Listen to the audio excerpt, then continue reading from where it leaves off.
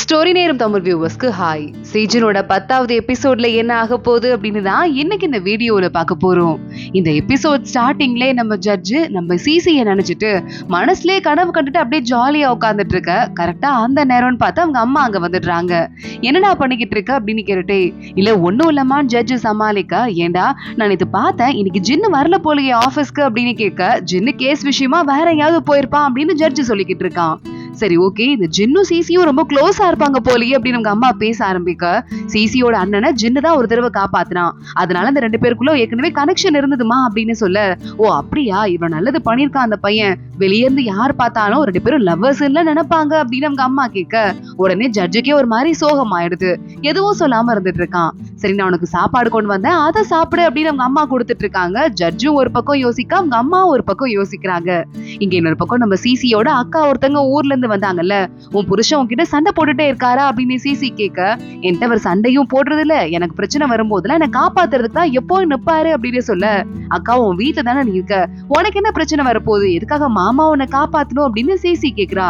அது இத்தனை வருஷம் ஆயிரம் ஒரு ஆம்பளை பிள்ளைய பெத்து கொடுக்கல, அதனால என் மாமியாருக்கு என் மேல கோபம் இருக்கு அப்படின்னு அவங்க அக்கா சொல்லிக்கிட்டு இருக்க. அக்கா இங்க பாரு, ஒரு வேளை உன மாமா ஏதாவது கஷ்டப்படுத்தினாருன்னா உடனே என்கிட்ட சொல்லணும் புரியுதா அப்படின்னு சிசி சொல்ல ஆரம்பிக்க, அவங்க அக்கா பாக்குறா, ஏய் என்னடி உனக்கு ஆச்சு, இதுவும் ஏற்கனவே போயிட்டு ஃபியூச்சர்ல பாத்துட்டு எனக்கு கஷ்டம் வரப்போது நீ சொல்ற மாதிரியே இருக்கு அப்படின்னு அவங்க அக்கா சிரிக்க ஆரம்பிக்க, இல்ல அதெல்லாம் இல்ல, நீ எனக்கு ப்ராமிஸ் பண்ண போறியா இல்லையா அப்படின்னு சிசி கேட்டு ப்ராமிஸ் வாங்கிக்கிறா. அன்னைக்கு நைட்டு நம்ம ஜின்னும் அவன் அசிஸ்டன்ட்டும் சேர்ந்துட்டு, அதான் அந்த தேலோடையே சுத்திட்டு இருப்பான்ல நைட்டிங்கேல் பெரிய ஸ்பை சங்ஷி அப்படின்னு, அவனை பிடிக்கிறதுக்காக போயிருக்கான். அந்த போதை மாத்திரையை விற்கிறதுக்காக அவன் இங்க வருவான் வந்த தகவல் படிதான் அங்க நம்ம ஜின்னு போயிருக்கான். கரெக்டா பார்த்து அவன் வரான். இதுவரையும் முன்ன பின்ன ஜின்னு அவனை பார்த்ததே இல்லைங்கிறதால கண்டுபிடிக்க முடியல. அப்போ அவன் கிட்ட இருந்து ஏதோ காஸ்ட்லியான ஒரு பொருளை ஒருத்த வாங்கிட்டு போக அவனை ஃபாலோ பண்ணி நம்ம ஜின்ன அசிஸ்டன்ட் அனுப்புறான். தேலை கையில வச்சுட்டு இருக்கவன் அங்கேயே இருந்துட்டு கையில ஒரு டேப்லெட்டை வச்சுட்டு மோந்து பார்க்க ஆரம்பிச்சுட்டு சுத்தி முத்தி பார்க்க மேல இருந்து நம்ம ஜின்னு பாக்குறத பாத்துடுறான். நம்ம ஜின்னு லைட்டா போய் ஒளிஞ்சிட்டு கொஞ்ச நேரத்துக்கு அப்புறமா திரும்பி பாக்குறதுக்குள்ள அந்த தேல் வச்சுட்டு இருக்கவன் அங்க இருந்து காணாமலே போயிடுறான். சங்ஷி இங்க சும்மா விடக்கூடாது, இவனை நம்ம அடுத்த தடவை கண்டிப்பா புடிச்சே ஆகணும் அப்படின்னு நம்ம ஜின்ன அசிஸ்டன்ட் வந்ததும் சொல்லிக்கிட்டு இருக்கான். இங்க பார்த்தா நம்ம பாட்டி யாரு அடுத்த குடும்ப தலைவி ஆக்குறதுன்னு பேசிட்டு இருந்தாங்கல்ல, அதுல சிசி கிட்டே பதவியே கொடுத்துட்டாங்க போல. இங்க நேரா சிசி ஜியாங்கோட அம்மா கிட்ட கணக்கு பெட்டி சாவி எல்லாம் வாங்கிட்டு போறதுக்கு வந்திருக்கா. அவங்க விடாம டார்ச்சர் பண்ணிட்டு இருக்க, குடுங்க அப்படின்னு கையில இருந்து எடுத்துட்டு போயிடுறா. என்ன இதெல்லாம் நடந்துட்டு இருக்கு, நம்ம சும்மாவா விடுறது அப்படின்னு அந்த ஜியாங்கோட அம்மா கிட்ட அசிஸ்டன்ட் ஏத்தி விட, என்ன பண்றது, என்ன வீட்டை விட்டு வெளியே கூட விட மாட்டேங்கிறாங்க அப்படின்னு ஜியாங்கோட அம்மா கத்த ஆரம்பிக்கிறா. பாட்டி அடுத்த நாள் காலையில வெளியே வராங்க. மீனுக்கெல்லாம் சாப்பாடு போட்டுட்டு இருக்காங்க. அங்க ஜியாங் வணக்கத்தை சொல்ல, பாட்டி உடனே பார்த்து, இந்த வீட்டுல நிம்மதியா தூக்கம் வருதா அப்படின்னு கேட்க, சாரி பாட்டி அது அப்படின்னு ஜியாங் ஆரம்பிக்கிறா. இங்க பாருமா, நீ டிவோர்ஸ் ஆயிட்டு தான் வீட்டுக்கு வந்திருக்கங்கிறதால இந்த வீட்டு பொண்ணு கிடையாது நீ, இனிமே என்னதான் இருந்தாலும் சோ எனக்கு டெய்லி வணக்கம் சொல்றதுக்கு நீ வர வேண்டான்னு சொல்ல, ஜியாங் அமைதியாவே இருந்துட்டு இருக்கா. பாட்டி நீங்க ஏதோ நான் சொல்ல வரேங்கிறத கண்டுபிடிச்சிட்டீங்க, உங்க பார்வையில இருந்து எதுவுமே தப்பிக்காது அப்படின்னு ஜியாங் சொல்லிக்கிட்டு இருக்க. பாட்டி கூட்டு போயிட்டு இருக்காங்க. ஏமா உன் அம்மா பத்தி உனக்கு என்னமா புரியல, அவளை என்னமா நீ நல்லவன் நினைச்சிட்டு இருக்க அப்படின்னு பாட்டி கேட்க, ஏன் பாட்டி அப்படின்னு ஜியாங் மேல அம்மாக்கு அக்கறைன்னு சொல்ல, ஓ அம்மாவை பத்தி உனக்கு இன்னும் புரியலையே அப்படின்னு பாட்டி பேசிட்டு இருக்காங்க. எங்க சிசியோட இன்னொரு அக்காவும் மாமாவும் ஊருக்கு கிளம்புறாங்க. அக்கா நீ நல்லபடியா போயிட்டு வா, மாமா என் அக்காவை நல்லபடியா பாத்துக்கோங்கன்னு அழாத குறையா நம்ம சிசி அக்காக்கு பாய் சொல்லிக்கிட்டு இருக்கா. இங்க மறுபடியும் இன்னொரு பக்கம் நம்ம ஜியாங் தனியா யோசிச்சுட்டு இருக்கா பாட்டி சொன்னதெல்லாம் பத்தி. அன்னைக்கு சிசி திடீர்னு காணாம போனால ஃபங்க்ஷன்ல இருந்து, அது ஏன்னு உனக்கு தெரியுமா அப்படின்னு சொல்லிட்டு, பாட்டி உங்க அம்மா அவளை நல்லவ கிடையாது, உனக்கு ஒரு வேளை அம்மாவா நல்லது நினைச்சிருந்திருக்கலாம், ஆனா அதுவும் முழுசான நல்லது கிடையாது. இப்போ உன்னோட வீட்டுல உங்க பிரிவு ஸ்ட்ராங்கா இருக்கணும், சிசிக்கு நல்ல மாப்பிள்ள கிடைக்க கூடாதுன்னு சிசியை அவங்க பண்ண வேலையால தான் அன்னைக்கு காணாம போக வச்சாங்க. அது மட்டும் இல்லாம உனக்கும் நல்ல மாப்பிள்ளையா அடுத்து பார்த்து கல்யாணம் பண்ணி வைக்கணும்னு நினைக்க மாட்டா, இன்னும் பவர்ஃபுல்லான மாப்பிள்ளையா பார்க்கணும், அப்பதானே அவ இங்க ஸ்ட்ராங்கா இருக்கும், அவளை யாரும் கீழே போட்டு மிதிக்க மாட்டாங்க, அதான் அவளுக்கு முக்கியம், இதான் உன் அம்மாவோட மனசுல இருக்கிற ஒரு விஷயமுமே இப்படிதான் அப்படின்னு சொல்லிட்டு பாட்டி சொல்லியிருக்காங்க. ஜியாங்கும் தனியா யோசிச்சு பார்த்துட்டு இருக்கா. அன்னைக்கு நம்ம ஜியாங் அழும்போது கூட அவங்க அம்மா உனக்கு நல்ல இடமா கல்யாணம் பண்ணி வைக்கிறேன்னு சொன்னாங்கல்ல, அதை பத்தி யோசிச்சு பார்த்துட்டு இருக்கா. இங்க நம்ம சிசியோட அசிஸ்டன்ட் நேரா கிச்சனுக்கு போய் பார்க்க, கிச்சன்ல இருக்க அந்த சீனியர் வேலைக்கார லேடி யாருமே சமைக்கவே இல்ல, கிச்சனும் குப்பையா இருக்கு, ஜாலியா உட்காந்து விளையாடிக்கிட்டு இருக்காங்க. சமைக்க மாட்டீங்களா அப்படின்னு கேட்க, இல்லைங்க இன்னைக்கு எங்களுக்கு டயர்டா இருக்கு அப்படின்னு அந்த வேலைக்கார லேடி சொல்ல, சின்ன பொண்ணா இருக்காங்கன்னு தானே அவங்க பேச்சை கேட்காம சிசி மேடம் பேச்செல்லாம் கேட்காம சமைக்காம இருக்கீங்க, என்ன நான் பண்றேன்னு பாருங்க அப்படின்னு அங்கிருந்து வேலைக்கார பொண்ணு கிளம்பி போக, அந்த வேலைக்கார லேடிஸ் கிட்ட எல்லாம் ஏற்கனவே இந்த ஜியாங்கோட அம்மா தான் ஏத்தி விட்டுருப்பா போல, நான் பாத்துக்கிறேன் அப்படின்னு. சோ அவங்க கேர்லெஸ்ஸா இருக்காங்க. சிசி கிட்ட வேகமா வேலைக்கார பொண்ணு இப்படி பண்ணிட்டு இருக்காங்க, நீங்க இதெல்லாம் கண்டுக்காம இருக்கீங்கன்னு சொல்ல, சரி பரவாயில்ல எத்தனை நாளைக்கு இப்படி பண்றாங்கன்னு பாக்கலாம் அப்படின்னு சிசி சொல்லிட்டு இருக்கா. அப்போ உடனே அசிஸ்டன்ட் பொண்ணு பக்கத்துல வந்துட்டு, உங்களுக்கு ஜட்ஜ் இருக்காருல்ல, அவரை பிடிச்சிருக்கா, அவரானா உங்களை லவ் பண்றாரு அப்படின்னு சொல்லிக்கிட்டு, இவங்களுக்கு தெளிவாவே தெரியுது அப்படின்னு அசிஸ்டன்ட் சொல்ல, அவர் ரொம்ப நல்லவர் தான், ஆனா சத்தியமா அவர் கல்யாணம் பண்ணிக்கணும்னு எந்த எண்ணமும் எனக்குள்ள கிடையாது அப்படின்னு சிசி சொல்லிடுறா.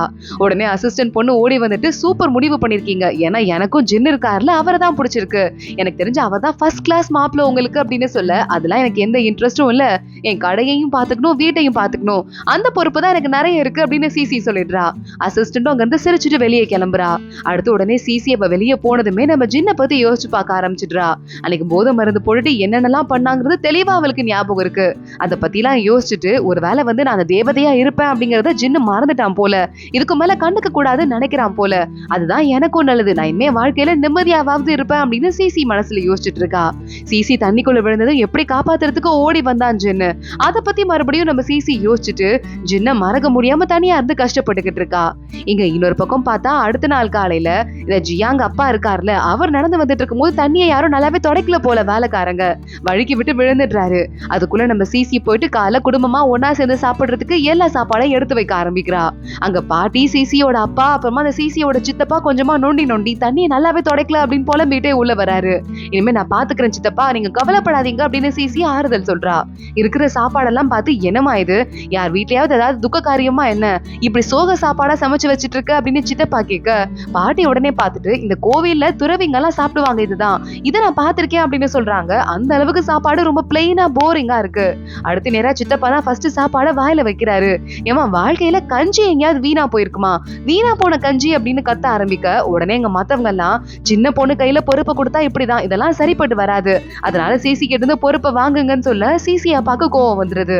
இதுக்காக தான் வேணும்னே நீ பிளான் பண்ணி என் பொண்ணு மேல பழைய போட்டியா என்ன அப்படின்னு கத்த ஆரம்பிக்க, பாட்டி பாக்குறாங்க, ஏமா ரொம்ப கஷ்டமா இருக்காமா அந்த வேலையை பாக்குறது அப்படின்னு கேக்குறாங்க.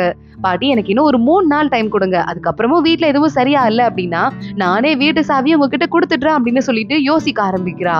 இங்க இன்னொரு பக்கம் இந்த சித்தி ஜியாங்கோட அம்மா பார்த்து நக்கலா சிரிச்சிட்டு இருக்கா. சிசி நேரா கிளம்பி கிச்சனுக்கு வந்துட்ட வேலைக்கார லேடிஸ் எல்லாம் தூக்கத்தை போட்டு கேம் விளையாடிக்கிட்டு இருக்காங்க. என்னங்க தூக்கத்தை டிஸ்டர்ப் பண்ணிட்டேனா அப்படின்னு சிசி கேக்குறா. இல்லம்மா எங்களுக்கும் வயசாகுதுல, அதான் கொஞ்ச நேரம் படுத்து தூங்கிட்டோம் அப்படின்னு அவங்க நக்கலா சொல்ல, சரி ஓகே, நீங்க எல்லாருமே ரொம்ப கஷ்டப்பட்டீங்க, பல வருஷமா வீட்டுக்காக வேலை பார்த்துட்டு இருக்கீங்க, உங்க எல்லாருக்கும் ஒரு பிரேக், போய் ஜாலியா வெக்கேஷனை என்ஜாய் பண்ணுங்க, அது வரையும் வேற ஆளுங்களை போட்டு நான் சமையல் பண்ணலான்னு இருக்கேன்னு சிசி சொல்ல, அத்தனை பேருக்கும் வேலை போயிருமோ அப்படிங்கிற ஒரு பயம் வந்துருது. இல்லம்மா என்ன இப்படி சொல்லிட்டு இருக்க, நம்மளாம் இத்தனை நாள் உனதானே வேலை பார்த்துட்டு இருக்கோம், குடும்பத்தை விட்டுட்டு வெளியே போறதுக்கு எனக்கு இன்ட்ரெஸ்டே இல்ல, ஒரு நாள் டயர்டா இருந்தது, நீங்க நல்லா ரெஸ்ட் எடுத்துட்டேன், இதுக்கு மேல டயர்டும் கிடையாது ஒண்ணும் கிடையாது அப்படின்னு சொல்லிட்டு வேலை பார்க்க போயிடுறாங்க.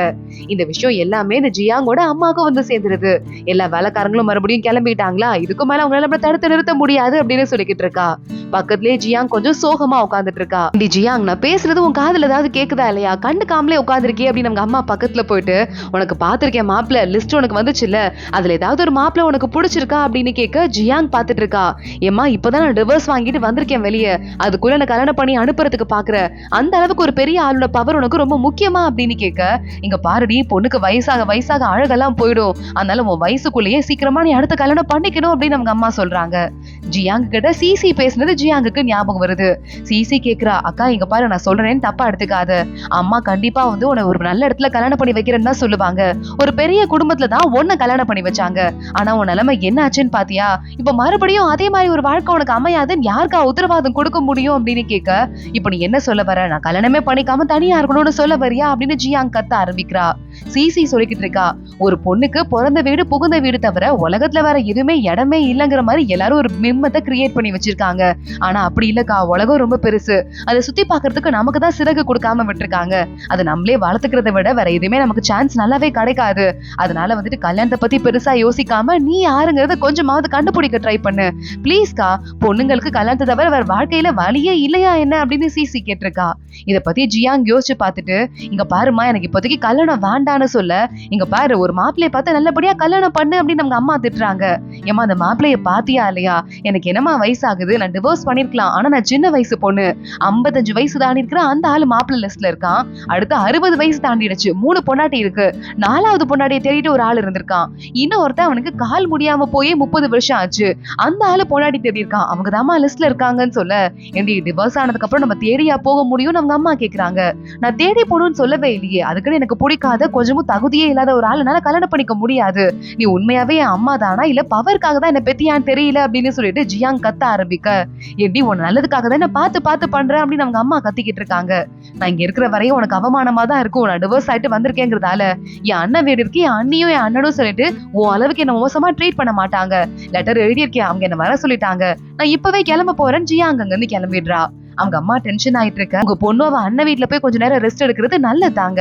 கொஞ்சம் கொஞ்சமா ஏதாவது ரூமர்ஸ் வந்துட்டே இருக்கும், கொஞ்ச நாள் அவ ரெஸ்ட் எடுத்தானா ரூமர்ஸும் குறையறதுக்கு வாய்ப்பு இருக்குன்னு வேலைக்கார பொண்ணு சொல்லிக்கிட்டு இருக்கா. இங்க சிசி நேரா கிளம்பி உண்மையான பெய்யோட அம்மா இருக்கால, அவகிட்ட வந்துட்டு மாச செலவுக்கு கொஞ்சம் காசு எக்ஸ்ட்ரா கொடுக்க, இதுல எக்ஸ்ட்ரா காசு இருக்குமா அப்படின்னு இந்த லேடி சொல்லிக்கிட்டு இருக்கா. இல்ல பரவாயில்லங்க, நான் என்னோட பர்சனல் காசு போட்டிருக்கேங்கிறதால யாருக்கும் எதுவும் தெரியாது. பெய்க்கு மாப்பிள்ள பாக்குறதுக்காக ரொம்பவே ட்ரை பண்ணிட்டு இருக்காங்க போல ஜியாங்கோட அம்மா. என்னதான் இருந்தாலும் பெய்யோட உண்மையான அம்மா நீங்க தான், நீங்க என்ன நினைக்கிறீங்க அப்படின்னு கேட்க, நான் என்னமா பேச முடியும், அவங்க என்ன மாப்பிள்ளைய சொல்றாங்களோ நான் கல்யாணம் தான் பண்ணி வைக்கணும் அப்படின்னு சொல்லிட்டு அவங்க அம்மா பேசுறாங்க. என் பொண்ணு வேற அவங்க கூட சேர்ந்துட்டு உங்ககிட்ட தப்பா பிஹேவ் பண்ணியிருந்தா என்ன மன்னிச்சிரு அப்படின்னு சொல்லிட்டு வேற பெய்யோட அம்மா சொல்லிக்கிட்டு இருக்கா. இங்க யோசிச்சு பார்த்துட்டு இருக்கா பெய்யோட அம்மா. எத்தனையோ தடவை பெய்யும் உங்க அம்மாவும் பேசிட்டு இருக்கும் போது நடுவுல குறுக்க இந்த ஜியாங்கோட அம்மா வந்துட்டு வெளியே போ அப்படின்னு துரத்தி விட பெய்யோட அம்மா வேற வழியே இல்லாம வெளியே போயிருக்காங்க. அதெல்லாம் யோசிச்சு பார்த்துட்டு இருக்கா. பெய்யோட அம்மா கிட்ட சிசி சுத்தி வளைச்சு பேசுறதுக்கு விரும்பல. ஒரு நல்ல பையனை நான் பாத்திருக்கேன், பெய்க்கு ரொம்ப மேட்சா இருப்பாரு, இன்னும் பெரிய லெவல்ல வந்துட்டு பதவி போல அப்படின்னா கூட ரொம்ப கேரக்டர் தங்கமான குணம். அது மட்டும் இல்லாம அவர் இன்னும் அடுத்தடுத்து பெரிய லெவலுக்கு போறதுக்கான வாய்ப்பு அவருக்கு இருக்கு. நீங்க என்ன சொல்றீங்கன்னு கேட்க, என் பொண்ணு மேல நீ இவ்வளவு அக்கறை காட்டுற, இதை ஏத்துக்காம இருப்பேனாமா அப்படின்னு பெய்யோட அம்மா சொல்லிடுறாங்க. என்ன இவ்வளவு ஈஸியா நீங்க நம்பிடுவீங்க நான் நினைச்சே பார்க்கல அப்படின்னு சிசி சொல்ல, உன் முகத்தை பார்த்தாலே நீ துரோகம் பண்ண மாட்டேன்னு தெரியுது, ரொம்ப தேங்க்ஸ் அப்படின்னு சொல்லிட்டு பெய்யோட அம்மா மனசுக்குள்ள எதையோ யோசிச்சுட்டு அங்க இருந்து கிளம்புறாங்க. நான் போயிட்டு வரேன் அப்படின்னு. எதுக்காக பெய்க்கு போய் நல்ல மாப்பிள்ள பார்த்து கொடுக்குறீங்க அப்படின்னு சிசி கிட்ட வேலைக்கார பொண்ணு கேட்க, இல்ல பரவாயில்ல, அவ என்னதான் இருந்தாலும் சரியான முட்டாள் பொண்ணு, அதுவும் இல்லாம இந்த இடத்துல இருக்கிற வரையும் நமக்கு பிரச்சனை தான் வரும், அவங்க இருந்து கிளம்பிட்டா அப்படின்னு வச்சுக்கோயேன், அடுத்து கொஞ்சமா நமக்கு ஃப்ரீடம் கிடைக்கும், நம்ம வேலையை நம்ம பார்க்கலாம் அப்படின்னு சிசி சொல்ல, இந்த ஐடியாவும் நல்லா இருக்கு அப்படின்னு சொல்லிட்டு பக்கத்துல இருந்து அவ ஃப்ரெண்டு சொல்லிக்கிட்டு இருக்கா. இங்க மறுபடியும் சமைக்க ஆரம்பிச்சிடுறாங்க. வீட்டுல எல்லா வேலையும் நல்லா நடக்க ஆரம்பிக்குது, பக்காவா போயிட்டு இருக்கு. சிசியோட பேரு இன்னும் நல்லா ஏறிக்கிட்டே இருக்கு வீட்டுல. அடுத்த நாள் வரா கிச்சனுக்குள்ள போயிட்டு எல்லா வேலையும் கரெக்டா நடக்குதா அப்படின்னு பாத்துட்டு இருக்கா. அத்தனை வேலையும் கரெக்டா நடக்குது. இங்க கரெக்டா அன்னைக்கு ஒரு நாள் நைட்டு மார்க்கெட்டை காட்டுறாங்க. மார்க்கெட்ல மறுபடியும் நம்ம ஜின்னு வந்து நின்னுட்டு இன்னைக்கு அந்த தேல் வச்சிருக்கவன புடிச்சே ஆகணும் அப்படின்னு சொல்ல, கரெக்டா அந்த ஆளும் வந்துட்டு இருக்கான். நம்ம ஜின்னோட ஆளுங்க சுத்து போட்டு ஜின்னோட அசிஸ்டன்ட் ஒரு பக்கமும் ஜின் ஒரு பக்கமும் அவனை சுத்தி பிடிச்சிடுறாங்க. அவன் என்ன பண்றது எங்கிட்ட ஓடுறதுன்னு தெரியாம திருன்னு முழிச்சிட்டு இருக்க. அதோட தான் இந்த எபிசோட் முடியுது.